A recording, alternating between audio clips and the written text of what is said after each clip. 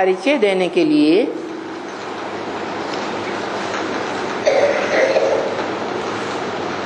तो शरीर है ही नहीं उसको, तो कैसे आके सुनाएगा, समझाएगा। तो गीता में लिखा है प्रवेष्टुम, मैं प्रवेश करने योग्य हूं। जैसे भूत प्रेत आत्माएं भी प्रवेश कर जाती है, परंतु मैं तुरीय आत्मा हूं, इसलिए मेरा दिव्य जन्म गाया हुआ है।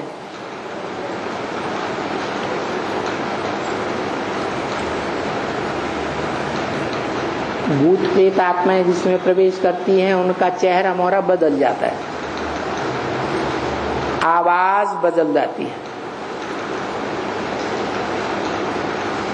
भाषा भी कभी कभी बदल जाती है, क्रियाकलाप बदल जाते हैं।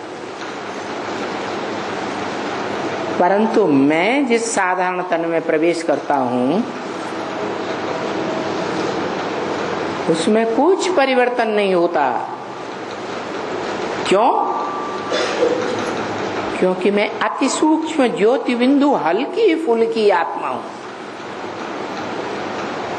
जो भूत प्रेत बनते हैं उन पर पापों का बोझा बहुत होता है, इसलिए उनकी आत्मा भारीपन महसूस करती है।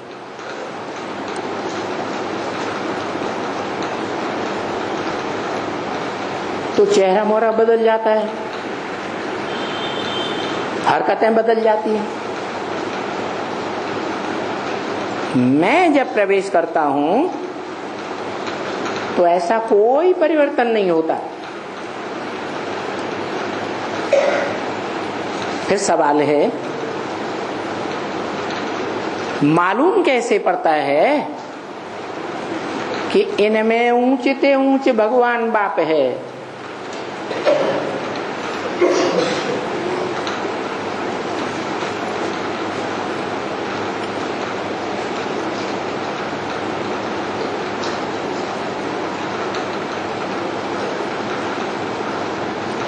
जब तुरीय ज्ञान सुनाते हैं, जैसा ज्ञान इस मनुष्य सृष्टि में कोई ने न सुनाया हो।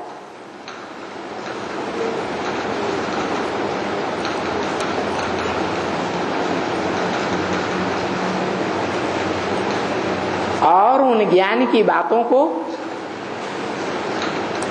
कोई भी तार्किक रूप से काट भी नहीं सकता।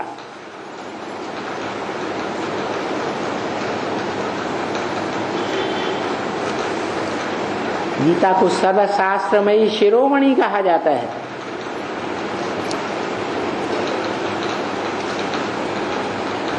तो वो गीता का ज्ञान सभी शास्त्रों से टैली भी किया जा सकता है, लेकिन बाइबल हो, पुराण हो, गुरु ग्रंथ साहब हो, महाभारत हो, पुराण हो, सभी ग्रंथ दाढ़ी मूछ वाले पुरुषों के द्वारा लिखे हुए हैं। दाढ़ी मूछ विकारी मनुष्यों को होती है, देवताओं को नहीं होती।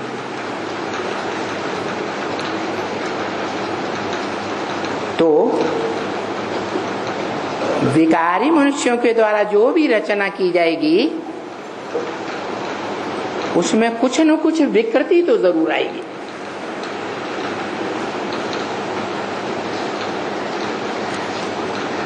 कोई न कोई भूल जरूर रह जाएगी। इसलिए कहा जाता है मनुष्य भूलों का पुतला है।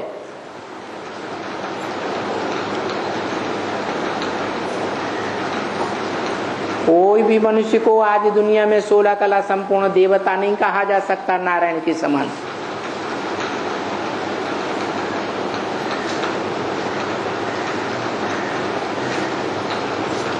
तो वो शिव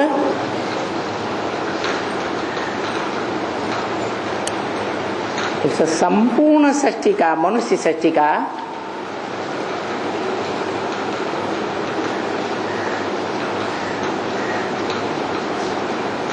आत्माओं का पिता भी है। फिर जब मनुष्य तन में गीता के शब्द के अनुसार प्रवेशुम, प्रवेश करने योग्य प्रवेश करता है,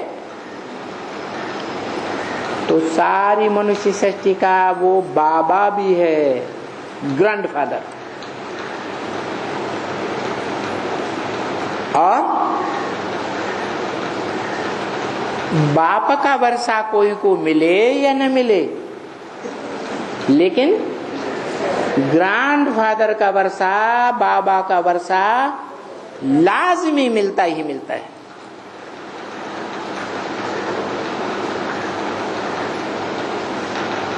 तो 500-700 करोड़ मनुष्य मात्र इस सृष्टि के, जिनकी आबादी कलयुग के अंत तक गिनी जाती है।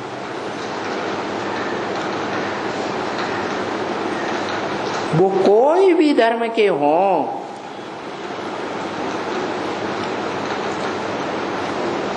जब अपन को देह भूल करके आत्मा समझ कर बैठते हैं, प्रैक्टिस करते हैं, और प्रैक्टिस पक्की हो जाती है कि मैं ज्योति बिंदु आत्मा, मेरे सामने कोई भी आए संबंधी, दुश्मन हो या दोस्त हो, सभी ज्योति बिंदु आत्मा, परम पिता परमात्मा की संतान, हिंदू हो, मुसलमान हो, सिख हो, ईसाई हो, कोई को देह की दृष्टि से न देखे,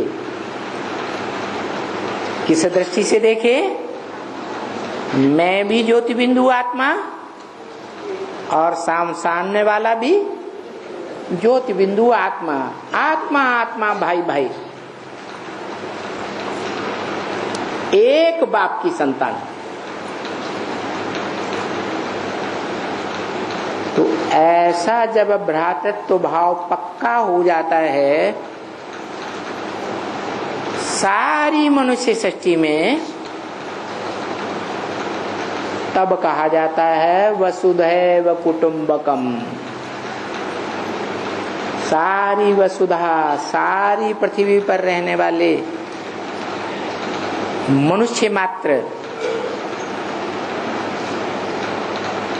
एक ही परिवार के सब भांति है।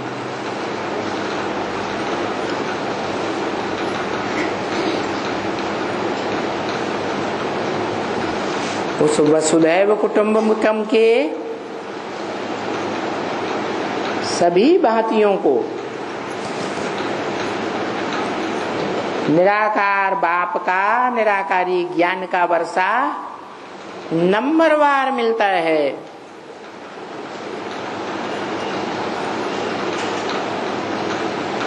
क्यों नंबरवार? क्यों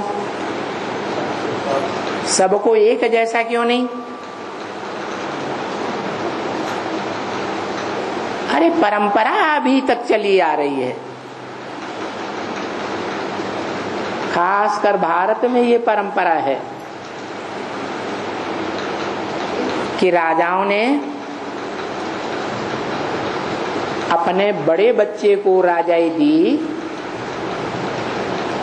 या मध्यम या छोटे बच्चों को दी। तो ये परंपरा कहाँ से चली? ये परंपरा कलयुग के अंत में और सतयुग आदि जब होने वाला होता है, उन दोनों युगों के संगम में परम पिता शिव आकर के ये परंपरा चलाते हैं